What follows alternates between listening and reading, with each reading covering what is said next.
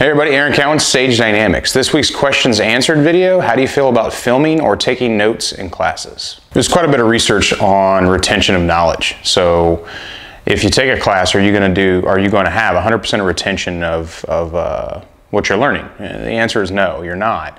And that's the reason why we take notes, why we have to study, and why maybe even filming some things can be very, very helpful for recollection when it comes down the line. Because it's like, you obviously go through the full instruction, but you may not be able to remember something that was taught, even if it's a smaller, maybe even a larger piece of instruction, without something to help you recall that memory. So when people take notes, that's great. When people film, such in my classes, people will film me giving a block of instruction, not necessarily the demonstration or maybe just the demonstration, but they're looking for something to help them recall what was taught, so when they take it to their own personal practice, they can work on it to proficiency and remember the lesson as it took place. Seeing a video of something that you witnessed yourself is definitely going to be more helpful than maybe just watching a video of someone teaching when you weren't actually present when the instruction was taking place. Basically, you're kind of looking at it from two different sides at that point. The problems that you can get with filming video is if you're sucked into your camera, you might not necessarily be actually paying attention to what's being taught. You may just be paying attention to filming what is taught, which can change, in my opinion, how well you actually ingest the knowledge that's being given. Taking notes is no different. If I'm standing there with a notepad and I'm writing things down, I'm getting that information, I'm listening and I'm writing, I'm listening and I'm writing, I'm listening and I'm writing, but I may be missing some of the small nuances that are taking place. And again, it all really depends on what's actually being taught and if that's going to be a significant issue or a hindrance for you to learn or not.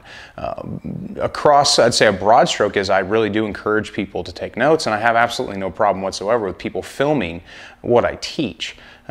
Some people have a no cameras allowed thing, and that probably, at least in my opinion, in my personal experience with instructors that had those policies, the no cameras policy, it didn't have anything to do with what they were teaching and how they didn't want it to get out there. It had to do with, well, entertainment.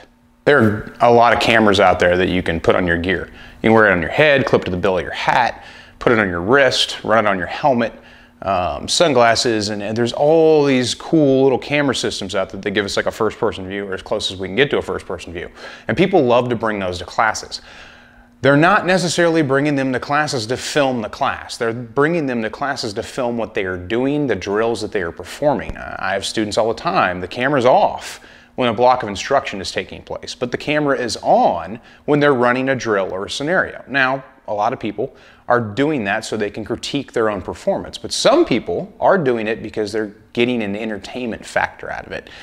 I do not want any of my classes to become gun entertainment. When a student comes to a class, and the class that has the biggest risk of this is vehicle defense, it becomes a game if you're not careful. And I do my part, and everything I do in the structuring and drills and scenarios to prevent it from becoming a game, but you still run that risk. So have your mind right when you think about packing the camera for a class. Are you taking it just to film so you can show your buddies the cool thing you did this weekend? Or are you actually looking to critique your performance? If you're taking classes for entertainment's sake, well, there's nothing I can do to stop you from doing that, obviously, and at least you're going to learn something along the way, but in my opinion, it's kind of the wrong mindset to have going into a class.